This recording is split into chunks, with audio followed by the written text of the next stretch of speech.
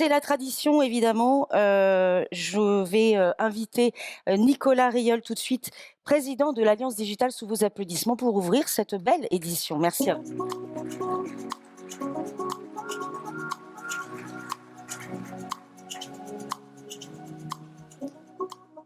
Bonjour à tous, je suis très heureux de vous accueillir et d'ouvrir cette 4e édition du Forum du marketing digital, le Forum de l'Alliance digitale.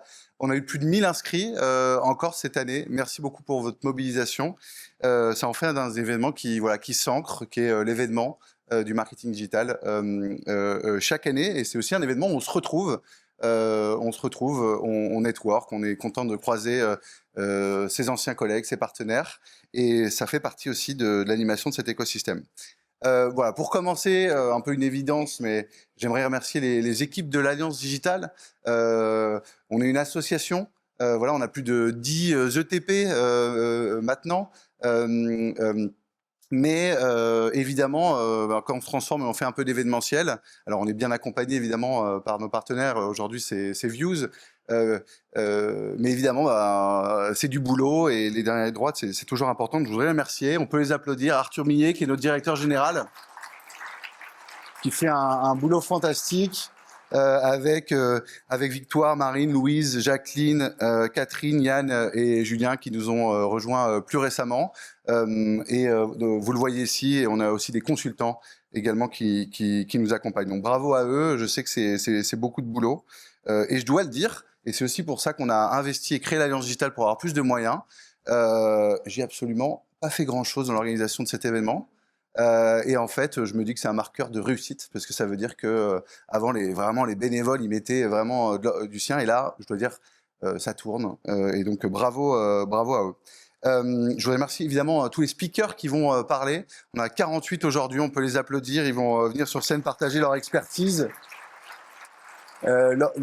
Partager leur expertise avec nous. Évidemment, nos sponsors, ça c'est important parce que en fait, l'Alliance c'est une association. On n'a pas du tout de but on n'est pas là à la chasse à augmenter. On veut des moyens pour faire des choses et pour mieux servir nos membres. Le forum, c'est le seul événement qu'on peut sponsoriser. On ne peut pas sponsoriser un livrable, un petit déjeuner à l'Alliance digitale. On le fait ici parce que c'est un événement qui coûte un certain montant, évidemment. Et donc, on cherche l'équilibre et juste que l'événement puisse exister. Donc, je les remercie pour qu'on puisse se réunir tous ensemble aujourd'hui. Et puis, je voulais remercier nos partenaires. On a des partenaires médias, ceux qui font et qui animent finalement notre écosystème. C'est important qu'il y ait de la création de contenu sur nos sujets d'expertise. Et vous les voyez, on a tous ici les plus beaux médias qui accompagnent notre secteur, qui sont présents, qui vont animer les tables rondes, qui écrivent ici. Et puis, l'interprofession. On ne fait pas grand-chose seul. Vous le verrez dans les différents combats aussi qu'on mène, j'en parlerai, qui sont partenaires et présents. Vraiment, merci à eux. Je remercie également, il y a pas mal de remerciements, mais ça va s'arrêter après, le conseil d'administration, puisque en fait, l'asso, l'Alliance digitale, chaque membre est appelé tous les 2 ans à voter et à élire une liste. Voilà, il y a eu des années, ça s'est joué à 2 listes. Voilà, c'est pas les municipales, mais de temps en temps, ça peut être un peu serré. Et puis là, voilà, il y a une équipe qui a amené depuis maintenant plusieurs années, il y a une grosse partie qui a été renouvelée, qui a eu ce projet de l'Alliance, c'est-à-dire la réunion évidemment de l'IAB, de la MMA, de la DMA maintenant. On est à mi-mandat, c'est-à-dire qu'il reste encore un peu plus d'1 an dessus. Ça sera mon dernier mandat en tant que président, parce que nos statuts ne permettent pas de renouveler plus de 2 ans. De 4 ans, donc 2 mandats, et c'est vrai aussi pour le bureau. Donc je vais m'assurer évidemment que voilà, on a une équipe solide, mais qu'on ait une belle équipe qui pourra succéder et reprendre évidemment la tête de l'assaut, qui est évidemment que j'ai à cœur. Et puis les remercier parce que dans cette équipe, on a eu des projets de renouvellement, donc il y a ce qui tourne, qui va bien, et puis chaque année, on essaie d'avoir des nouveaux projets. Et donc parmi ceux que j'aimerais citer, il y a notre développement en région, parce que pour la première fois, on a plus de 35 groupes de travail et ils sont accessibles en visio. Ça veut dire que sur tout le territoire, on peut avoir des membres qui participent à nos groupes de travail. Et on a fait nos premiers événements programmés ou déjà passés à Marseille, à Lyon, à Lille. Donc, parce qu'on le verra d'ailleurs dans l'étude EY, on aura tout à l'heure, beaucoup des professionnels du marketing eh bien, sont sur tout le territoire français. Je pense évidemment aux médias locaux, aux agences, évidemment aux marques qui servent tout le tissu des entreprises françaises. On va avoir aussi, dans un an, on vient de lancer le chantier, le premier classement des formations du marketing digital. On a considéré qu'en tant que professionnel du secteur, entreprise qui recrutait des étudiants, eh bien, ça faisait sens de pouvoir classer selon nos critères les formations, les écoles qui forment les professionnels du secteur. On vient de lancer le groupe de travail là-dessus avec également un prestataire qui nous accompagne. Voilà. Et puis parmi les grands chantiers, il y avait notamment la réalisation d'une étude pour l'impact économique du secteur du marketing digital. Et vous la découvrirez aujourd'hui en exclusivité, présentée pour la première fois. C'est également depuis ce matin dans les Échos et ça sera dans le print demain. Deux nouveautés aussi que j'aimerais annoncer, deux programmes. Le premier programme, c'est un programme à destination des marques. On souhaite avoir plus de marques qui participent à nos groupes, à nos livrables, à nos chantiers d'expertise. Et pour ça, on va donner la possibilité à chacun de nos membres de coopter deux marques. Et finalement, ça va leur offrir un membership pendant une année pour tester l'alliance. On veut de la cooptation parce qu'on veut des marques et des experts qui viennent apporter leur contribution et participer au collectif. Il y aura des espaces dédiés. C'est pas un endroit où on va pas créer un endroit où les marques viennent se faire démarcher par tous les prestats du monde. Non, c'est un moment justement où on est d'égal à égal, professionnels du secteur, parce qu'on cherche à augmenter le gâteau ensemble, régler des problématiques. C'est ce que fait l'Alliance. Et puis un autre programme, celui du statut du marketing, des professionnels du marketing, ou d'accompagnement finalement des professionnels du marketing en transition. Vous avez tous des carrières, vous êtes dans des entreprises ici, vous allez quitter vos entreprises, vous allez avoir des moments de transition. Eh bien, ça fait partie de notre rôle. Vous avez vu depuis, avec le classement des formations, depuis vraiment la sortie des études et la sélection des études, on veut accompagner les professionnels du marketing pendant toute leur carrière. Et donc, qu'est-ce que ça veut dire concrètement? Eh bien, si vous êtes membre d'une entreprise aujourd'hui qui est membre et que vous êtes actif dans les groupes de travail, si vous quittez votre boulot, à ce moment-là, pendant un certain temps, vous avez un programme où vous allez pouvoir continuer à participer à nos travaux, à nos événements comme aujourd'hui, et pour rester finalement, et c'est vraiment des moments justement où on a besoin de l'être, eh bien, au contact de notre écosystème. Voilà. Donc c'est effectif dès maintenant. Il y aura des choses qui vont être disponibles sur notre site, mais si c'est le cas, il suffit de contacter les équipes et d'en parler, et vous pouvez continuer de bénéficier de ce membership pendant un certain moment. Voilà. Et le forum est un bon exemple d'événements de networking. Ici, on croise des collègues, on se renseigne s'il y a des postes ouverts, etc. C'est aussi à ces moments sont importants et c'est pour ça qu'on leur permet de participer. Et d'ailleurs, on a lancé une nouveauté cette année. Voilà, sur ce forum, vous avez des rendez-vous one-to-one. Vous avez peut-être reçu un email où vous aviez les personnes inscrites. Vous pouvez faire des demandes de mise en contact. Et voilà, on a une salle dédiée là-haut sur la mezzanine. Vous le verrez avec des tables, avec des numéros et des rendez-vous ont été organisés. Il y a plus d'une centaine, je crois qu'il y a eu 1000 demandes et une centaine de rendez-vous qui ont été calés. Donc ça montre qu'il y a vraiment ce besoin de se rencontrer. Maintenant, j'aimerais dire un mot également sur l'Alliance. Vous reparler de l'Alliance digitale. On va parler de contenu d'expertise ici, mais peut-être vous rappeler que donc l'Alliance digitale a été créée en 2022, c'est-à-dire ce rapprochement issu de l'IAB et de la Mobile Marketing Association, et plus récemment de la Data Marketing Association. C'est 300 membres. Vous les voyez ici. Marques, agences, tech, adtech, martech, les médias, logistique, data, toute cette data du marketing omnicanal qui est présent notamment désormais grâce à la DMA. Et puis qu'est-ce que font ces membres, Eh bien, ils font des travaux, ça bosse à l'Alliance digitale. Il y a plus de 20 événements annuels. Donc en fait, en le disant, on se rend compte, on peut s'en rendre compte, mais enfin, vous voyez 19 ici. Avec les vacances, ça veut dire que globalement, une semaine sur deux, il y a un événement de l'Alliance. Donc les équipes font un boulot assez fou. C'est des petits déjeuners, par exemple, dans lesquels vous allez avoir en général 50 à 100 personnes. Vous avez sans doute déjà participé à ces événements. Mais surtout, on va s'imposer qu'un événement, c'est un livrable. C'est une cartographie, c'est un baromètre, c'est un livre blanc. On apporte de l'information, de la transparence pour augmenter le gâteau de notre marché, le rendre plus accessible. Et donc, je remercie tous nos membres et pour le coup qui sont actifs dans ces groupes de travail, qui se réunissent chaque semaine, toutes les 2 semaines. Et voilà, si vous en faites pas partie encore, sachez que... ah oui, je m'arrête 2 secondes. Ici, vous avez un QR code qui donne directement accès à toutes nos publications. Vous le retrouverez assez facilement sur le site, mais n'hésitez pas. Et puis, on a effectivement 25 groupes de travail et commissions. Vous les voyez ici qui devraient s'afficher. Globalement, il y a un sujet pour chacun de vos entreprises ou fonctions dans les entreprises. Et donc, si vous avez envie de participer comme ça à la construction du futur de vos marchés, apporter vos problématiques, n'hésitez pas. C'est comme ça qu'on peut s'investir dans l'Alliance, bien sûr. Donc, vous voyez, on a 2 grands piliers à l'Alliance digitale. Le premier, c'est l'expertise métier.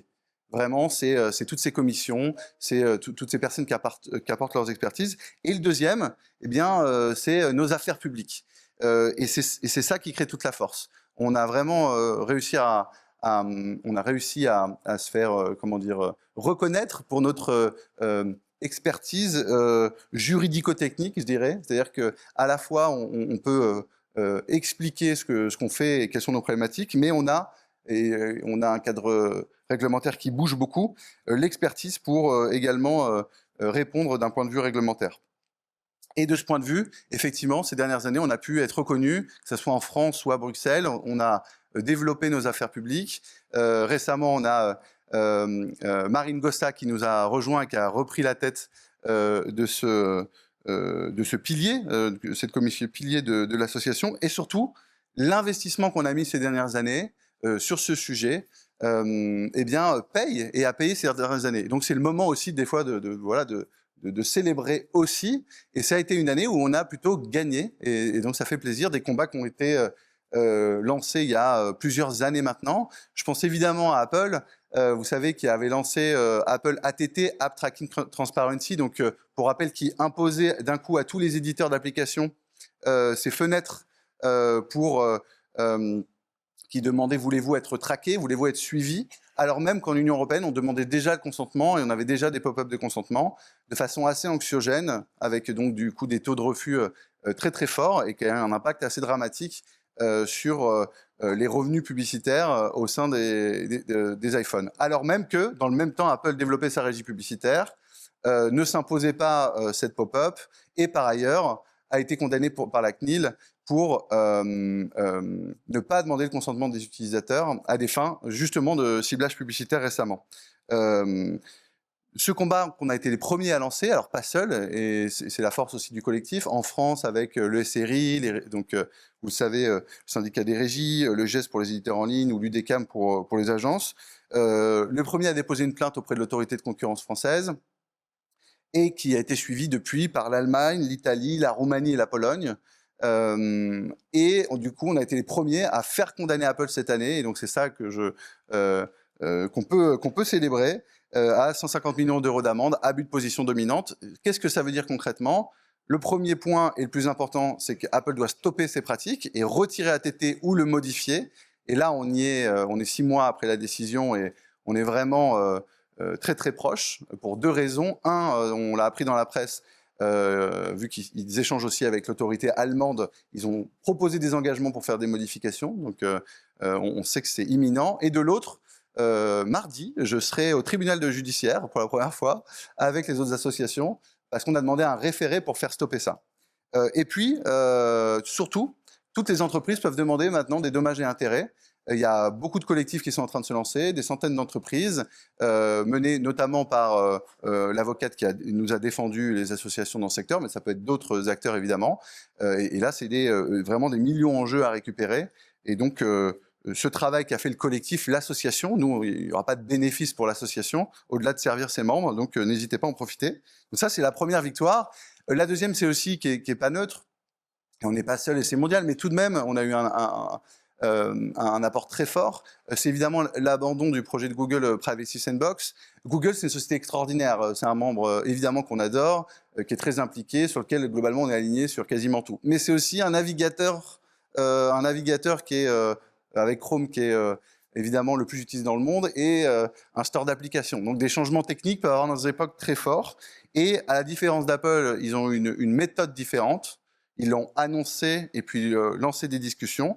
Et ils ont su entendre raison. Et donc, je pense qu'on peut les remercier. Même si, évidemment, je sais qu'il y a des critiques sur le fait que on a perdu du temps, c'était des efforts. Mais tout de même, il faut savoir reconnaître qu'ils sont revenus en arrière dessus. Et là-dessus, notre rapport, les membres qui ont mis des tests techniques, toutes nos positions ont bien sûr aidé dans ce sens. Voilà, et sur le sujet réglementaire, il va y avoir des choses en 2026, évidemment.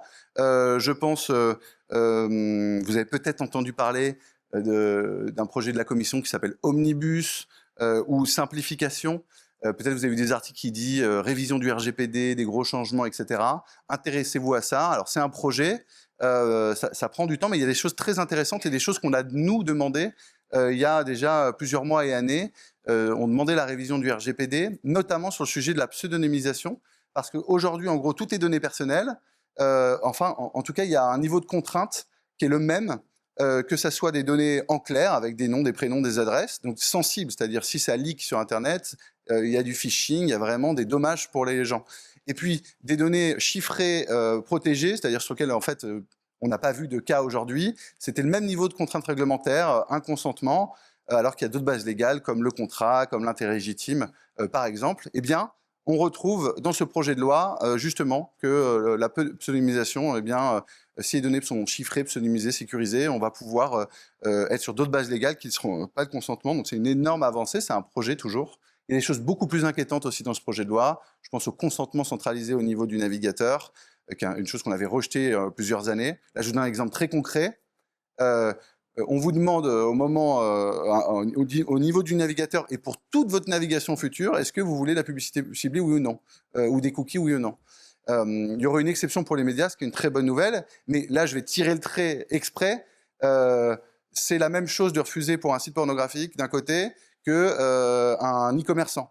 Voilà, c'est tout le monde dans le même panier dans ce que je vais accepter ou refuser. Donc, c'est très dangereux. Évidemment, on sera vigilant. Il y a d'autres projets de loi, le Digital Fairness Act, etc. Et puis, au niveau français, le régulateur, la CNIL, on recevra Marie-Laure Denis tout à l'heure à 16h. Vraiment, je vous invite à rester. On doit la remercier. Depuis qu'elle est en place, il y a un vrai dialogue. Nous, on échange vraiment quasiment de façon hebdomadaire avec eux parce qu'elle a changé la méthode. Elle met les projets de recommandations sont en ligne, on peut vraiment y répondre. C'est pris en compte parce qu'ils aiment notre expertise technique et la compréhension de nos sujets. Et dans les choses à venir, il y a le pixel, par exemple, dans les emails. C'est un vrai sujet. Est-ce qu'il faut un consentement pour pouvoir savoir si la personne ouvre un email et savoir si je peux le relancer? Ça a des impacts très forts. Tout le monde n'a pas vu ça, mais c'est en cours. Voilà. Évidemment, il faut qu'on reste prêt. Vous avez vu ces dernières années, on vient de passer du défensif, des choses arrivées, en fait, on était dans la réaction, à du proactif, c'est-à-dire on donne notre avis sur quel serait le bon cadre technique ou réglementaire, etc. Et on a des victoires. Et donc, on doit se tenir prêt parce que ce qui est en train de se définir là sur les sujets IA sont évidemment ce qui va nous accompagner sur les 10 prochaines années. Et donc, il faut être très vigilant, on est déjà prêt. Et vous aurez une table ronde à 16h40 sur ce sujet. Alors, je sais, le sujet réglementaire, c'est pas la passion tout le temps de tout le monde, mais vous avez compris l'impact que ça a sur nos métiers. Donc, il faut aussi s'y intéresser. Et vous aurez une table ronde avec la CNIL, la DGCCRF, l'autorité de concurrence et la DGE qui vont parler justement de ces sujets. Voilà. Et donc, pour finir, évidemment, vous avez vu le grand thème de la journée, eh bien, c'est l'IA que vous retrouvez évidemment en transverse parce qu'on est vraiment voilà, devant une innovation de rupture. Et j'entends des gens qui parlent de bulle, sincèrement, s'il y a une bulle, elle est peut-être financière, mais quand il y a eu la bulle Internet des années 2000, si des boîtes, évidemment, sont tombées au tapis pour des raisons de valorisation et de surinvestissement, les usages, eux, ont continué. Et ça a bien révolutionné nos secteurs et toutes les entreprises. Donc, je pense qu'il n'y a pas de doute et de retour en arrière. Alors oui, il y a un risque, c'est pas un risque, mais en tout cas, on va dire de la destruction créatrice, pour reprendre des termes économiques, liés à ça, mais il faut le voir vraiment comme une opportunité. Vous verrez d'ailleurs en exclusivité tout à l'heure, à 14h, l'étude de Media Intel qui dévoilera les usages de l'IA dans le secteur de la pub et de la communication, qui sera dévoilée tout à l'heure à 14h. Soyez présents. Dans quelle mesure c'est déjà présent et évidemment ce qui se profile pour le futur. en France et ici, on a toutes les cartes pour innover. On a les créatifs, les meilleurs du monde. Il faut qu'ils se saisissent évidemment de ces outils pour aller plus loin, plus vite et amplifier leur créativité. On a évidemment les ingénieurs et puis on a maintenant un écosystème d'entrepreneurs également qui peut être aussi de l'intra. On peut entreprendre aussi dans une boîte sur des projets. Donc, j'invite évidemment tout le monde à se saisir de ces opportunités. Et sur le point de vue réglementaire, on sera vigilant entre attention de ne pas créer des freins pour que l'Europe et la France soient en retard et se posent plus de questions sur leur conformité plutôt que des sujets d'innovation. Et en même temps, il y a aussi un risque concurrentiel parce que sur cette scène ici, Benoît Cœuré, le président de l'autorité de concurrence, disait que avec l'IA, il y avait un potentiel musée des horreurs en termes de risques concurrentiels. Parce qu'évidemment, on peut devenir dépendant des grands modèles. Et puis, si un jour, le modèle lance un service qui est exactement le même que le vôtre ou interdit votre activité, ben, c'est un vrai problème. On l'a connu avec les gatekeepers. Donc, voilà, on sera évidemment attentif. Et voilà. Je m'arrête là, on a une grande journée devant nous. Merci beaucoup d'être ici. Vous avez compris, l'ambition de l'Alliance, eh bien, c'est de protéger, mais aussi d'accompagner tous ensemble pour qu'on puisse bâtir le futur de notre secteur et notre métier. Et on va en parler toute la journée. Donc, je vous souhaite un très bon forum de l'Alliance Digitale. Merci beaucoup. Merci beaucoup. Merci beaucoup, Nicolas. On se retrouve tout à l'heure. Merci à vous.